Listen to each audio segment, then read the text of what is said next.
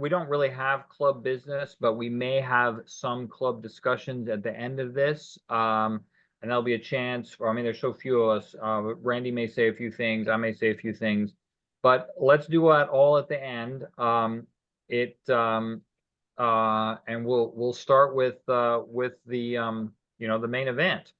John Pescatori, K3TN, is joining us. He is, amongst other things, the current editor of the National Contesting Journal, longtime member of the PVRC, and he's agreed to meet with us to talk a little bit about about his wisdom, and I see his title now, Maximizing Fun in Contesting Now and in the Future.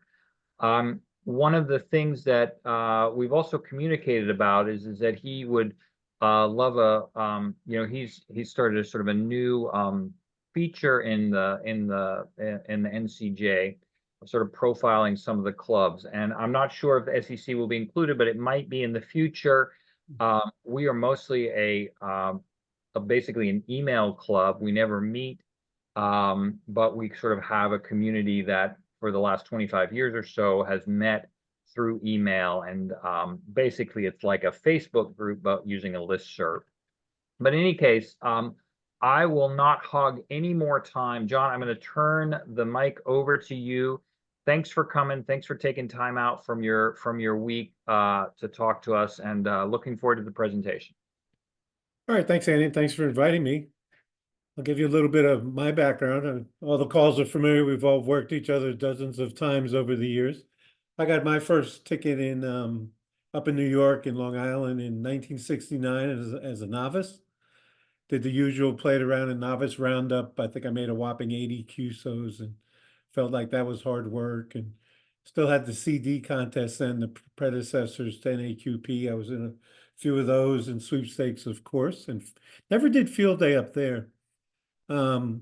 Then years later, went to college, didn't do much ham radio, moved down here to Maryland to work for the National Security Agency, and got back in and joined PVRC in 1985, I think is when I joined.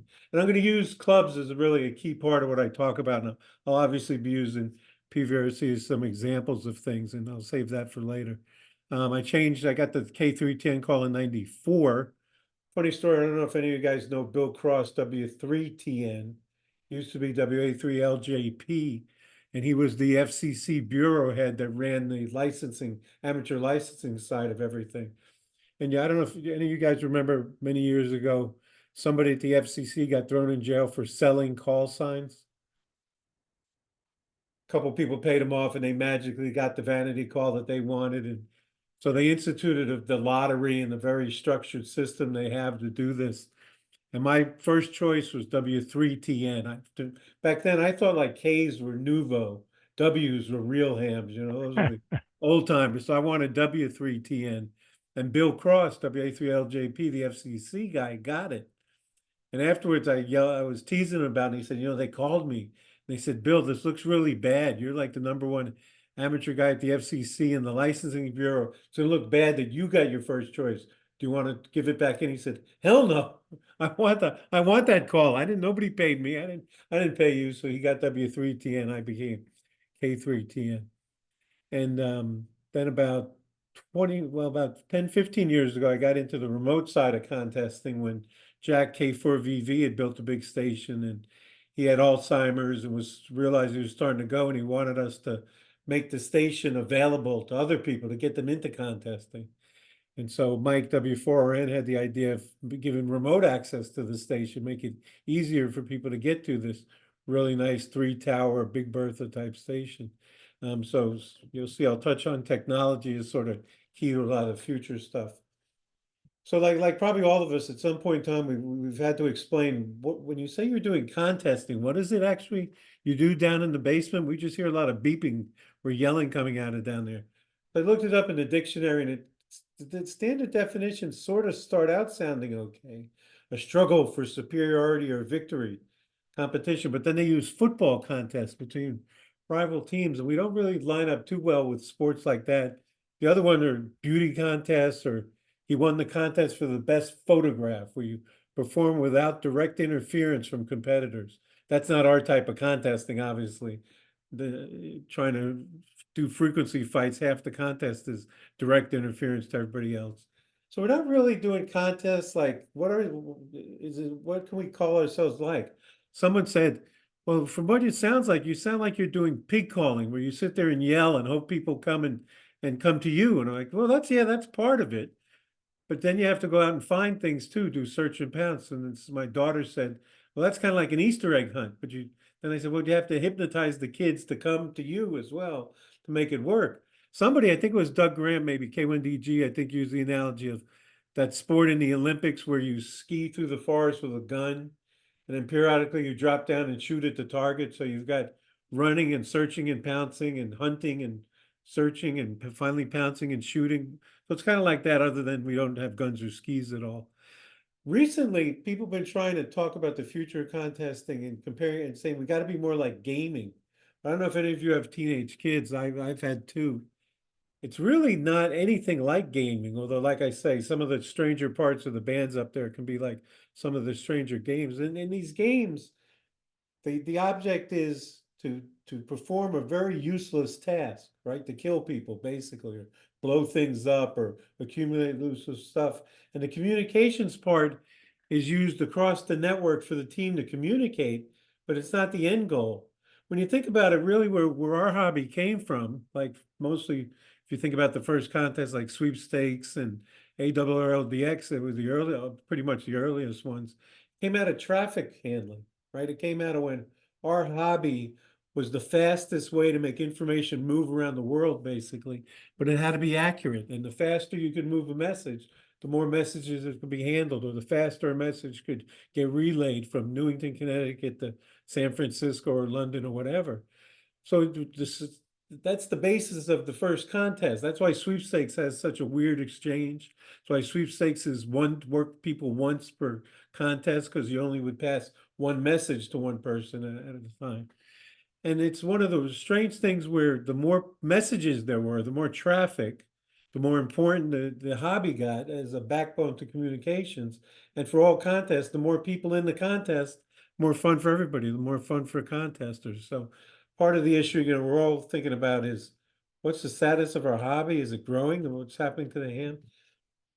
Well, I don't know if any of you are familiar with Gardner Group. I worked for 15 years at Gardner Group. And one of the things we did with these magic quadrants were two-dimensional analysis of things. So I think I was trying to talk this through with my wife about how things are, how I've changed over the years and how we all change when we're contesters. So if you look at the bottom left, at the bottom, it's people who make a few QSOs. At the top, a lot of QSOs. Going across the bottom on the x-axis, you operate in a few contests or a lot of contests. So we all get started. We try out a few contests, make a few QSOs, and either we're a newbie or we're just dabbling. And I did the thing that Shin, J1NUT, calls the long QRX, where you stop operating almost completely, but you still can't resist touching base with a few of your favorite contests. And then we make some choices. We can say, I really love this one contest and I'm just going to focus on that and make lots of QSOs. I'm going to be a specialist. Frank Donovan, W3LPL, as a kid, he won sweepstakes and field day. And as a young adult, he won in ARRLDX. But then he decided multi-multi was what he wanted to do. And he's only on the air largely for 4 contests per year, but makes a boatload of QSOs in those contests. Then the other way is to say, it's kind of what I've done after having kids in my career. It took me a lot of travel and it was very hard to dedicate entire weekends to things. I pretty much over the years been getting on in almost every contest, making a few QSOs in every contest. And a lot of people do that because they like that. A lot of people do that because life intruded on them.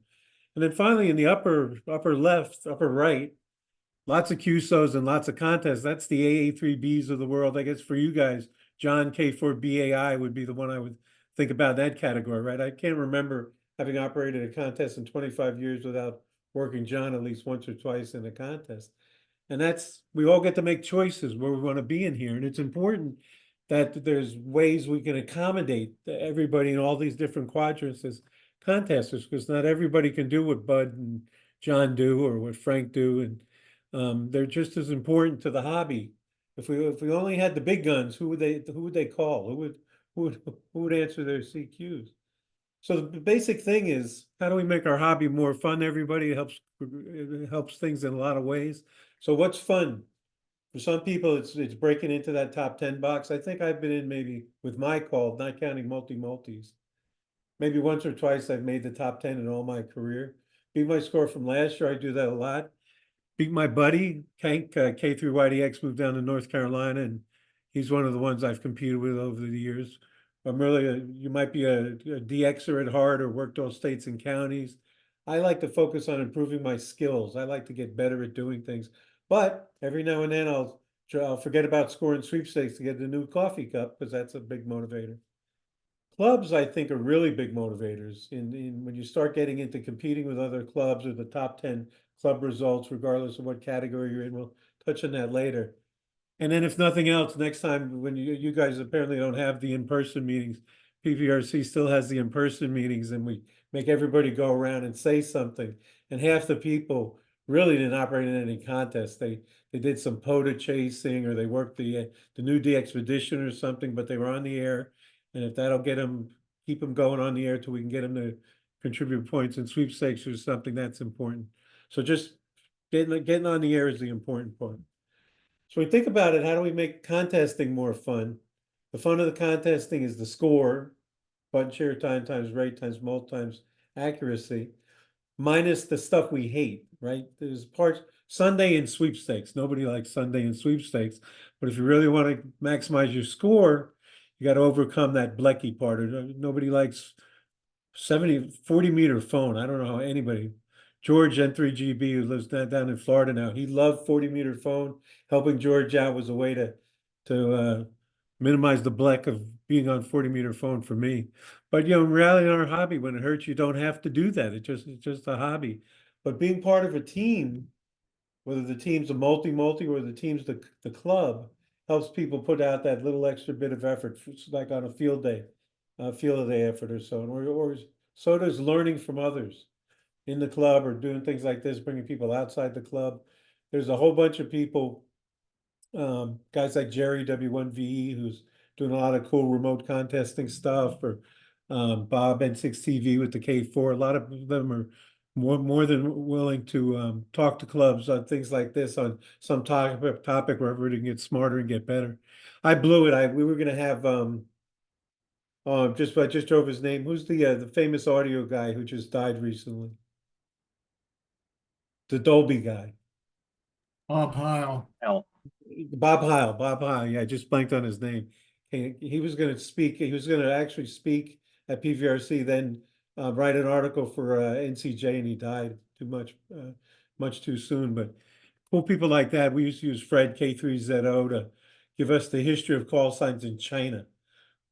Fred's the one who used to say, "Okay, look, if you call CQ and you hear something beginning with a J come back, always say JA4 because there's more JA4s than anything else." He used to read the call book and count by hand, count everything in the call book. So anyway, basically, we all know how to we all know how to make more higher scores in contests, getting people to last a little longer, to maybe do more in a contest when they really didn't want to, or just go for those extra points. That's the teamwork club part. The other end is getting people more motivated to be part of these efforts. So we've had a lot of success with a few operators being highly motivated operators. Up here, people like Tim, N3QE, he's willing to do sweepstakes from 4 different stations with 4 different calls. And it generally adds up to more score than he would make from his home wire station. And it's kind of fun, he says, because he's fresh meat 4 times. He can work John K4BAI 4 times. He can work me 4 times. And he increases his overall rate and his overall button share time. And it doesn't feel like he is as much of a grind as sitting there all Sunday and having a 12-hour. When I first got into contesting, almost immediately I became an operator at W3LPL, which was like getting thrown into the ocean and learning how to swim. Sat down next to Phil, KT3Y, with my headphone on and listening to what Phil was doing. I couldn't even hear the stations he was working at, no idea what he was doing.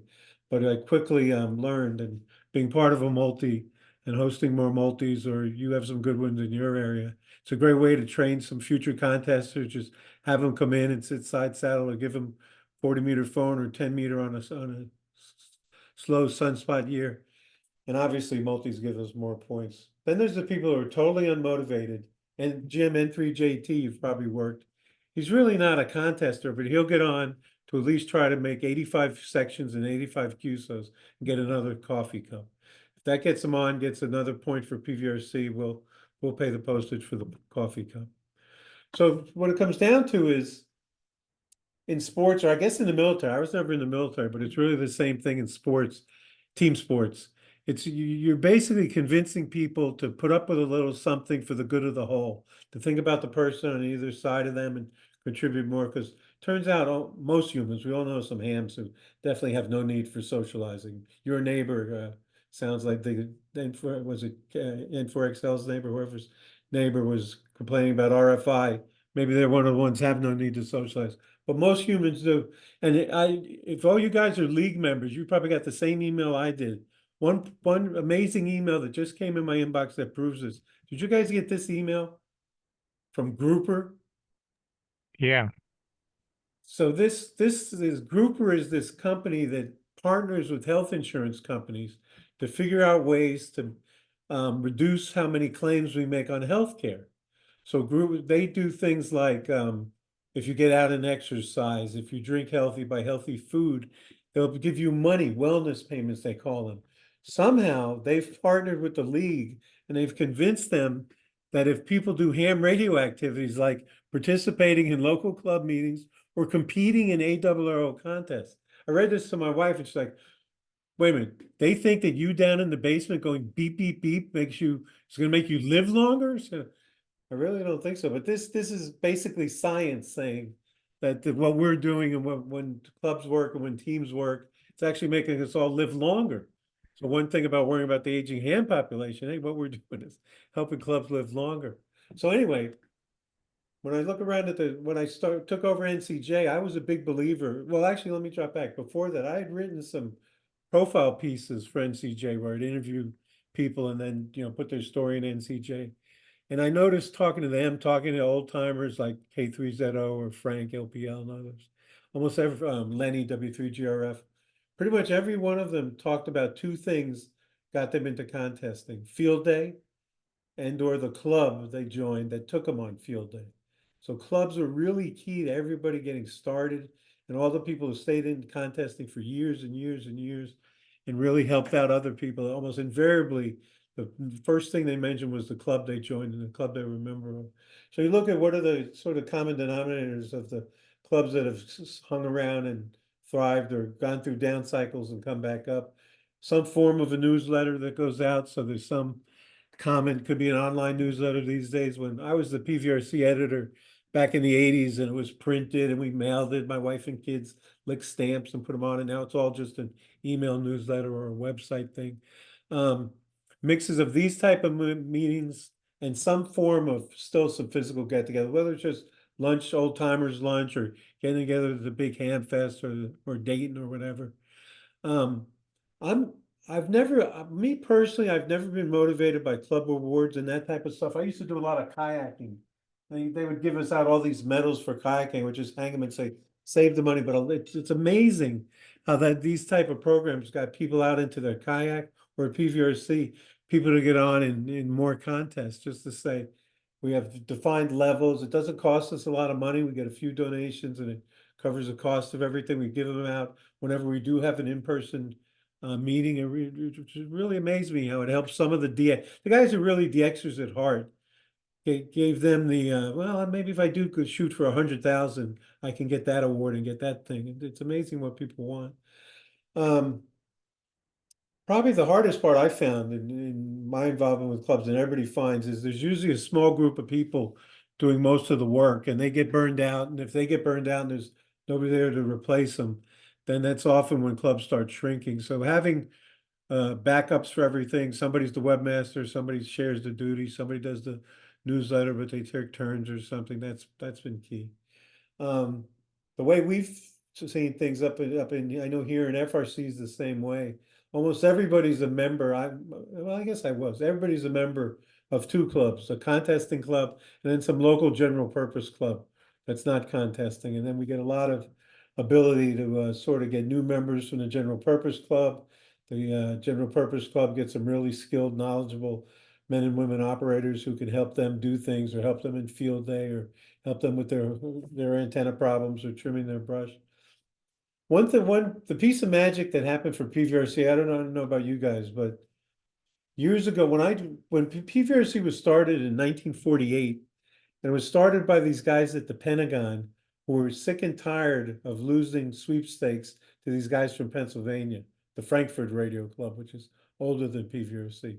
So PVRC was started to win sweepstakes in 48, and it did for a while. And then over the years, people who joined the club were more into DXing, and the emphasis turned to focusing on the big DX contests. And we could never beat FRC or YCCC. They had more members. They had propagation advantage for being north. Whereas with sweepstakes, we could really compete. So sometime in the 90s or in the 80s or 90s, Howie, N4AF, and a few other guys said, we ought to go back to focusing on sweepstakes and we ought to move the geographic location of our circle so we can move it further south and catch these ops in North Carolina. They did an analysis of sweepstakes scores and they moved the center of the circle so we could capture the most sweepstakes scores, the people who operated sweepstakes. And now that took a while, but we've now won sweepstakes like the big club category like 11 years in a row. And I know when Kirk K4RO wrote the story about the Tennessee contest group, they did a similar thing. They sort of wiggled around where their center was to encompass the most people. Many of these people never went to a physical meeting other than the annual Hamfest or Dayton or something because they were so far away at the outer edges of the circle. But Tennessee contest group, I guess, got to pull in as the circles got bigger. When the league and CQ magazine made the circles bigger, they got to move it around a little bit, suck in the whole state. But yeah, by sort of optimizing your circle, you can get new blood into the club. I'm really convinced that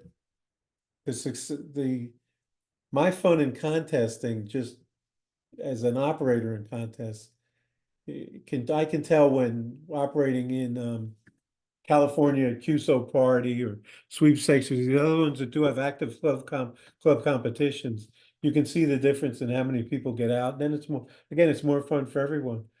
But the evolution in contesting is going to continue to happen. We'll touch on that in a second here. And the same thing with clubs. At PVRC, I know you said you mainly like a Facebook group. We faced huge backlash when we tried to even just start a Facebook group. People were not willing to give up. By then, the email reflector was the center of the PVRC universe. And they were afraid that if it went to Facebook, they would lose all these email things they could do. And they knew how to do it. They didn't know how to do Facebook. So we had to do that, kind of slow roll that. And even today, the Facebook group is barely active compared to these hundreds of emails that come out each day. But that's slowly we'll get them onto groups.io and slowly modernize things. And then the younger people come in, they're more natural. And to them, that's a much more enticing way to think of a club. So I didn't want to go too deep in any of these things. I'm sorry if I went too PVRC on you, but I did want to point this out. So this is I think last year's sweepstakes results. And here's the club scores. You can see PVRC won. Here's at the bottom are the average scores. And if you look at PVRC, SMC, and YCCC, we were all pretty much the average score per entrant. And then PVRC wasn't even the highest average score. And you guys, SECC, had a much higher score per entrant. But even Tennessee contest group that came out ahead of you, they had right in that 60,000 range. Obviously, the key is getting more people, not getting more big guns. The big guns are good, but none of these guys are winning just in the sweepstakes. With DXpeditions and the way worldwide and DXpeditions points count is a whole different thing. But I call it the swarm, right? It's we get swarms of guys scoring 40,000 and then a bunch of people scoring 80,000 and then end up getting 62,000. We get 191 people out. And a lot of that's been through the tie-in with other clubs, the general purpose clubs. some of these guys may get on and do 2 contests a year and do no DXing. They may only do the 2 DX contests a year.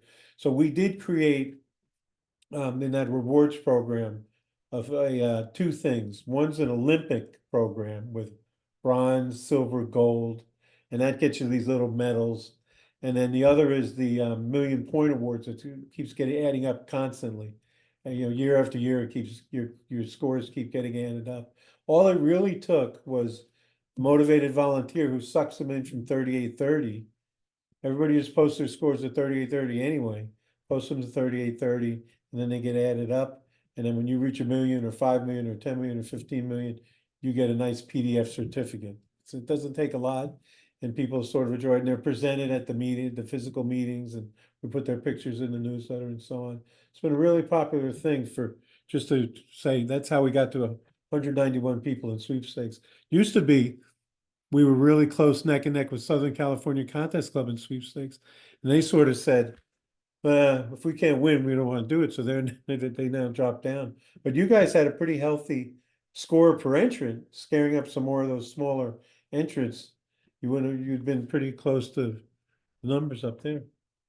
So the issues in contesting just closed out. Then I figured leave it time for discussion and opening. I was trying to, and back and forth, I was trying to go pretty fast. Is this really a CUSO number? This is what I got at OZ5W from, I think it was a Dutch station. He said Ban them. five Ban those things. 5NN ANU. Like, number 599 ANU. And then finally I figured out that was 1592. And then I realized this guy had been operating in the CWT contest, where everybody just sends cut numbers and everything, and nobody actually copies anything. So to me, the number one issue in contesting is cut numbers and serial numbers. Are you kidding? No, that's not really the number. So here's the real issues in, obviously the aging hand, but we know when we do sweepstakes, how many check numbers start with a 2. Not enough with 1s, but it's pretty impressive how many you're seeing now that starts with 9s and 0s. Seems like the people who got their tickets 20 years ago are starting to get interested in contesting. I'll get to why I think we're seeing that. Another issue is obviously the big sponsors are the AWRL and CQ magazine. CQ's gone. It's now kind of a volunteer to the Worldwide Radio Operators Forum. The AWRL, the membership's been shrinking. It's got its own set of problems. And the NCJ is published by AWRL, but we run the contests and we do all that with a separate set of volunteers. But those are traditionally the biggest sources of publicity and stability for the big contests. But I sat down and added it up. There's something in WA7 B&M's contest calendar. There's now something like 700 contests per year, which is obvious this past week. What were there, 5 CUSO parties this week plus SAC plus something else? So it's not that contesting's dying out by any means. If you look by any of the numbers, there's more people contesting, but we all do see this issue of how do we get new people into the hobby? How should contests change? Do they need to change? Should there be more of them? Seems like there's a lot already. Should they be longer, shorter? It doesn't seem like anybody wants longer than a 48-hour contest. Should they be different? I think when you look across those 700 contests, there's a whole bunch of stuff to attract anybody. Well, if you like domestic DX, 4-hour contest, 1-hour contest, 12-hour, 24, 48-hour contest. And it turns out that the ones that attract the biggest mass are generally the ones that do the most publicity about the results.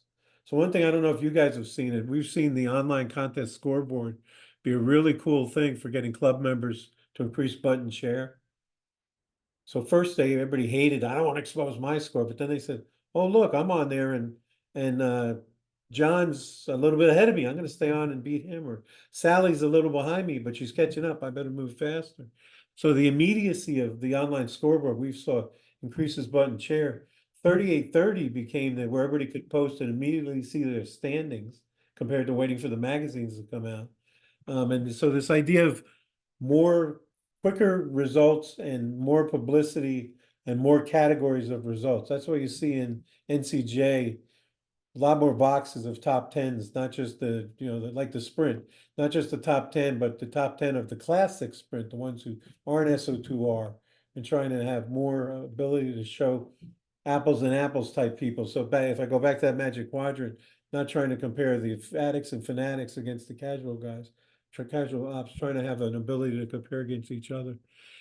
Most important thing I've been trying to tell people then is let's not just whine on CQ contest or in our own email reflector. We really got to let these contest sponsors know. Like I said this morning, I did two things this morning after I got ANU as a CUSO serial number. One is I put a feature request into N1MM to make that thing be temporary. When you turn on cut numbers, it won't come back when you start another log the next time. John K3CT rejected it within 5 minutes, so it's not gonna, I don't think that's gonna, but then I sent a thing to the well, it was to Bud A3B, who's the CQ Worldwide WPX contest director, saying, hey, Bud, when the WPX comes up, you're probably gonna see more of these ANU serial numbers. These Europeans seem to be getting involved in the CWT and doing these things. I'm suggesting you clarify the rules and say, is this okay? Should a serial number, a variable serial number, have to be numbers, or is this okay? Because to me, that's, I took a break from or before I got on, I took a break after the SAC contest ended. I went on and got on in one of the CUSO parties, and one of the county abbreviations was THU, and I heard THU and I put down 052. But oh no, these people are getting to me with these cut numbers. I can't even remember the THU is some county abbreviation. Anyway, so when we look at the sort of like the traditional ways contesting is had on-ramps, clubs and field day were the two I mentioned. The one I think is the real huge opportunity is this blanks on the air, parks on the air, summits on the air, castles on the air, wildlife on the air. Do you ever tune across 20-meter phone and see how many people are calling CQ POTA all day long? They're calling CQ, they're not really running, I would call it, but they're essentially doing a de-expedition where you don't have to go very far to get to the island. And they're running people. They're calling CQ and running people, and they're learning how to pull call signs out. And there's no score being kept, really. It's a collection type thing. It's like DXCC. But I think that there's a lot of commonality there in how field day got a lot of people interested in contests. And I don't even think field day is really not a contest. Nobody looks at the logs. Nobody judges the logs. On the air is sort of a self-administered kind of thing. I think that's a cool way to get more people. And so we'll be focusing on some of the general purpose clubs that have a lot of on the air activity, pulling them into contesting. There's a couple other technology things. FT8, FT4, it's kind of controversial in some areas. We have people in the club who would never do FT8. They don't even think it's ham radio. We have others who get a real kick out of the digital contests now and do those solely because they're getting too old. They've got some issues where they can't do code, or their voices aren't good, or they never like phone or whatever. So if it's a contest, the makers movement where people are building Arduino-based this and that, and they're starting to use soldering irons and things, getting some of them to come to a field day and see when we do things that way, or do a soda type, come participate in a soda type thing and get interested in ham radio as a hobby and contesting as a key part of the hobby. This remote operation thing, it's been great for me because I'm the type, I've bought probably 300 feet of Roan 45 over the years and never put any of it in the air. I'm horrible at building stations. I just love operating stations. So when people have really nice stations, they're not using it, it'll let somebody remotely operate them. We can get more people on the air making more points.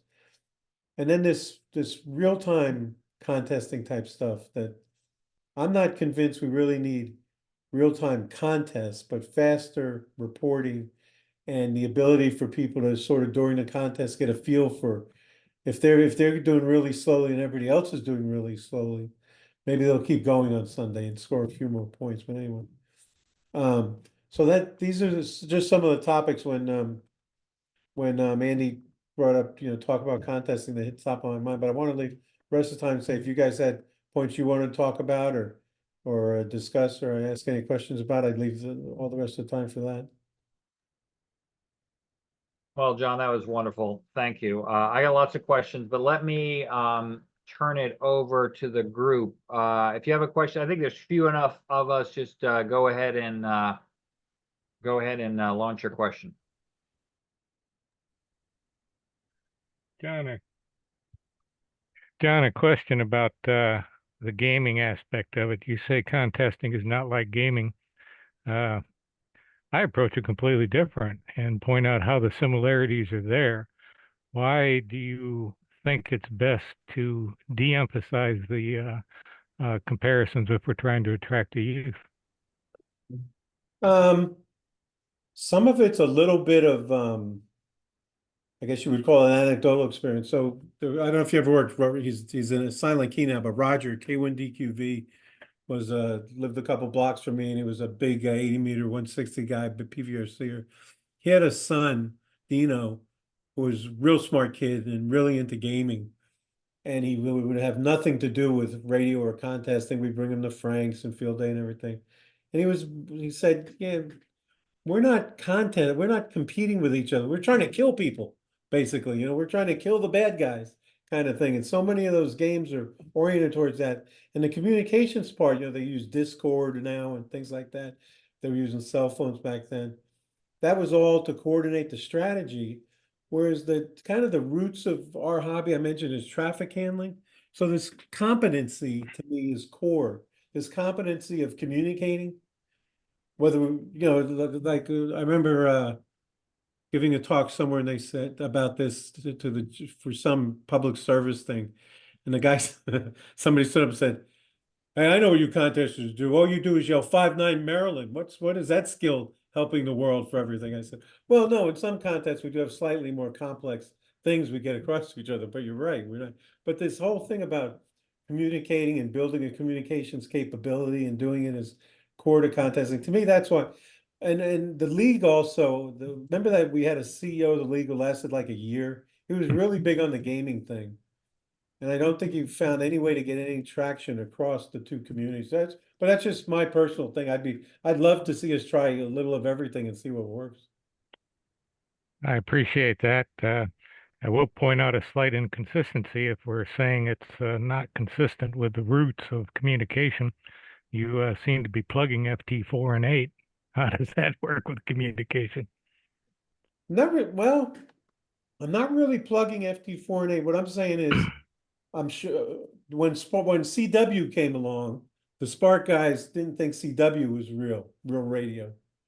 When sideband came along, the WPX contest started as a way to try to get more people on sideband, because that was looked at as, that's not real radio.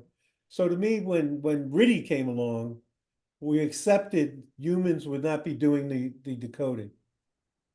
Right, when RTTY came in, that's been an acceptable mode of contesting, and FT8 and FT4 are just sort of different ways of doing the same.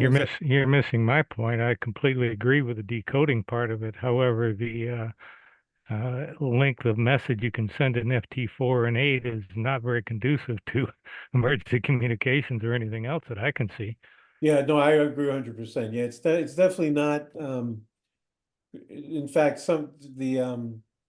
some of its uses where it's been tried to be put into sort of add long layers on top to do long mode. You might as well just do CW or go back to RTTY. You know, I agree with that 100%. Yeah, I'm not disagreeing. I'm not trashing FT4 and 8. I think it's great because it's bringing more people in. Yeah. I just don't see that it meets the criteria. Anyway, I'm going to continue to try and tout up the gaming as much as I can. Just on the FT4, FT8 thing, I was asked to give a talk on this, a date back in like 2017. What I said back then was what we shouldn't do is try to mix FT8, FT4 with RTTY. We should have RTTY contests and separate FT8, FT4 contests, and don't try to mix the two together because they're totally different things. And the software in FT8 and FT4 was the biggest issue because it supports too much automation. Right, you know, it can automatically respond to something, and we start going down the slope of just letting the computer do everything. But anyway, I think Ben, you had a point. There's on the gaming issue. My brother, A4LR, kind of maintains, well, you have video games, then contesting is essentially audio games, which of course wouldn't really apply to digital stuff, but for traditional contesting, yeah, that's pretty much true. You're concentrating more on listening and such like that than you are with playing. And I look at it more as a strategy game, pushing that rather than a first-person shooter. Yeah, that is kind of a cool thing in that those first-person shooter games, there's enough variability in them. It's kind of like propagation. So you can play the game twice and the same things don't happen all the time. It's, kind of like propagation on Saturday versus Sunday.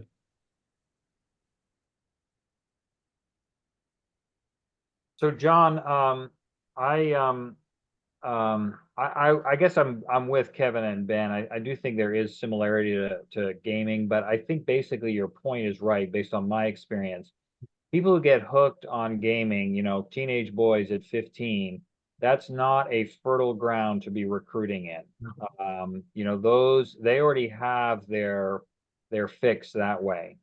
And I mean, I don't know exactly where to recruit, but I don't think that's there is such a thing as a speed run, right? A speed run is actually a big part of gaming. And I think running on CW is like a speed run. I mean, I get the same kind of, I've played video games. I get the same kind of high from that experience, figuring out how to beat the boss in Zelda, versus, a good run on CW. So, I mean, but the problem is, I think it's the recruiting, the age. I mean, what I found, and I work at a university, is it's really difficult to recruit 18 or 19-year-olds into ham radio, period, let alone contesting. It's a huge time sink. It's kind of esoteric and old-fashioned, right? It's not a natural fit. Where I think it's probably easier for men and women in their 40s and 50s who have a little more time, a little more money, and maybe the video games are just not kind of where they're finding their fun. So that I'm just that was like a editorial comment, but I do actually have a question. So one of the challenges with the Parks on the Air folks, and this may be true of the Summits on the Air as well, is the logging issue. The logging tradition in Parks on the Air is so different, and I know my friend Dave, WN4 AFP in South Carolina, has been trying to figure this out, but it's actually difficult to figure out how to explain to the Parks on the Air people how to generate a log that they can, a Cabrillo log that they can turn in a QSO party, even though the QSO parties are being they're rewriting the rules to make it possible for the Parks on the Air folks to do well. But because of the log tradition where you just upload your basic log file, it's actually I think it's a major hurdle, and and I think that actually a bunch of people need to work that out in order to effectively recruit the hundreds, thousands of people, some of whom are, and they're doing this for one of the most fun to have in contesting when you first start out is when you run a pileup on phone effectively, right? It's one of the easiest fun things to do, and that you can do that in Parks on the Air, as you pointed out. But in order to transition those folks to contesting, the logging issue, I think, is a real barrier. Anyway, that's kind of my question. If that's something you've thought of, or if you have any ideas on that. Yeah, there's a couple things. First off, it's kind of like we sort of had this problem in regular old contesting, right? We had paper logs, and then slowly it was computer logging. CT came along and it was computer logging. And there was no Cabrillo back then, right? There was no ADIF. These things weren't defined. But enough people got together and defined those standards, so ways to interchange information. And that type of level, there's whatever logging tool somebody writes that becomes the standard free piece of software that POTA guys start to use and start building in those type of things. The other one is I'm not convinced yet of this, but have you seen this? I think they call it World Radio League. You've seen these guys, they were at Dayton. What they basically are is, so I don't know what logging, general purpose logging software any of you guys use. I use DX Labs that AA6YQ writes, and it's free. It's amazing free software. What these guys are doing is trying out the software as a service model so that you won't have any software.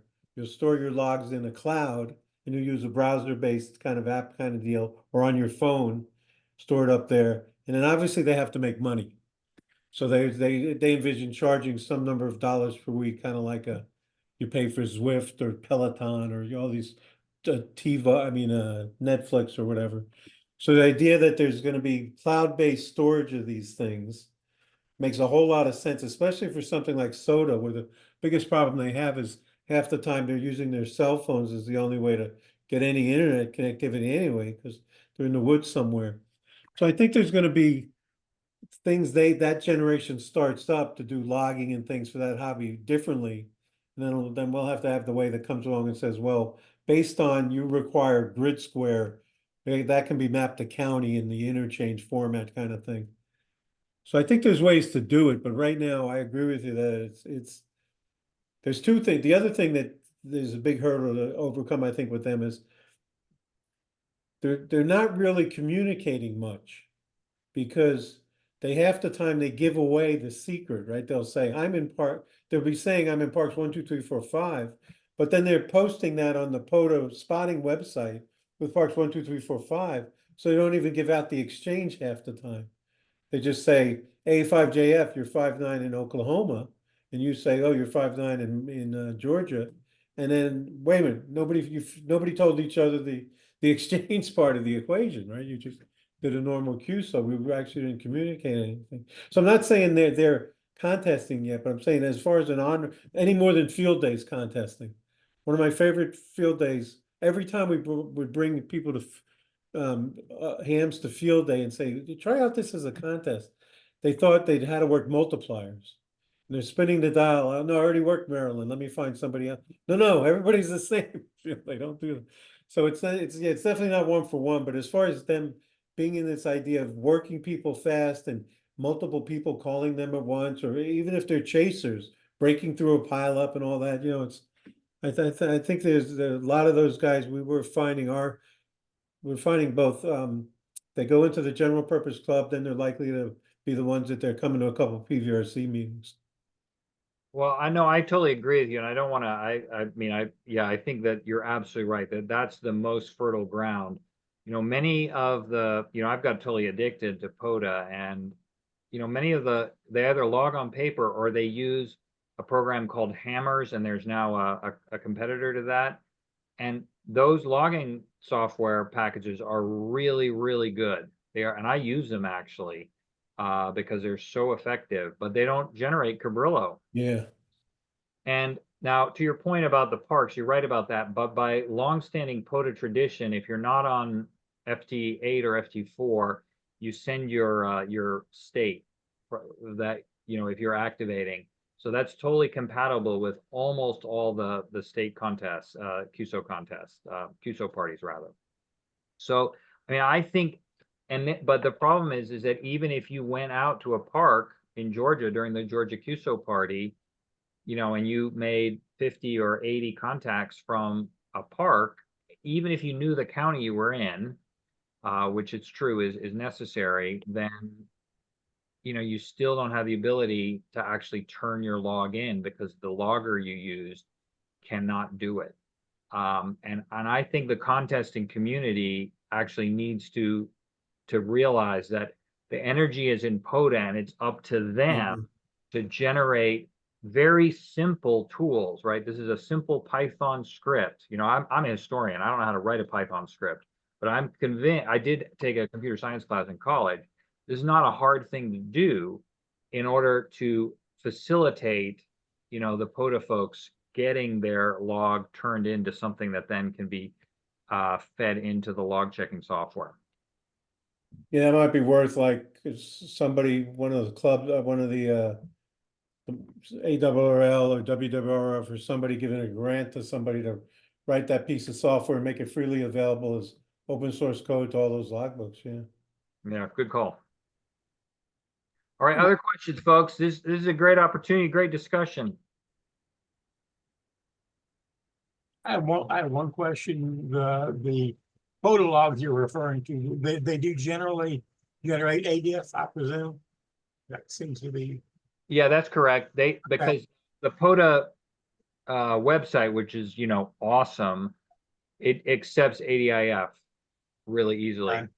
I'm thinking one thing might help there if somebody would put up a website where you could upload ADF, give details on the contest and then pop down a Cabrillo. That might be helpful. There is such a piece of such a website exists, but the problem is almost all contests require the headers of the Cabrillo file to be almost perfect. Plus, it's actually pretty difficult because it's a website that works for anything. You actually have to program it very precisely in order to generate your exchange. So you essentially need drop downs for the contest, and then it'd be almost as much of an issue with keeping track of all the contests for a contest logger like N1MM or something. Yeah, exactly. And it's not custom made that way. It's actually you can actually do it, but is way beyond what most people have. I mean, it would actually take a long time to figure out in order to get. When you think about it, the IOTA guys went through this, right? So there's an actual IOTA contest for one thing. Once it became an IOTA contest, then there's an N1MM module for IOTA, and you can handle the exchange and everything. And then a lot of the IOTA guys use N1MM as their logger when they're out doing their non-contest IOTA activations. So there's got to be some path for the POTA guys. Maybe we need to somebody sponsor a POTA Day contest where everybody there is a POTA module for N1MM. I've used there you it. go. So I've never tried to make a Cabrillo from it, but there is POTA.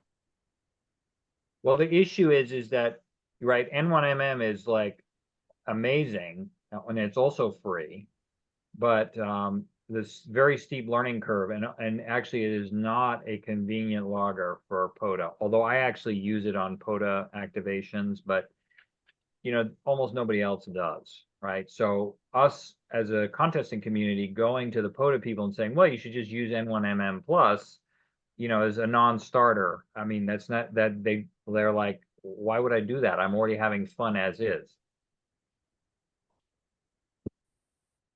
And we just need a good software contester person to get interested in POTA. Yeah, that would be cool. I guess you're not that guy. Not in software, not anymore, not the stuff you need to do today, no. Folks, other questions? John, I don't know if there's anything that you can say about internet access out in the boonies, other than things like Starlink, or try to operate somewhere where you can hit a cell tower. But has there been any discussions other than those standard type of things that you've heard about how the future goes for like these POTA activations, for example, that are out in far away from cell service or islands? Or is there anybody looking at future things that might help us with that? The only one that has the commercial backing and the sort of government funding for using it has been the Starlink kind of thing. I know the sailboat people had something, but I don't think the data rates there support anything real. So yeah, I don't know of anything. That seems kind of a glitch in some of this real-time score reporting and some of the other things too that we're looking at, storing stuff up on the cloud when you're logging. That seems like a thing to solve, but again, most people can operate where you have internet. Yeah, where you at least have cell connections, yeah. I'm having a lot of trouble figuring out how you're ever going to have this online contest business going when you got so many casual operators, especially say the sweepstakes guys that show up on Saturday afternoon. I just don't see that happening.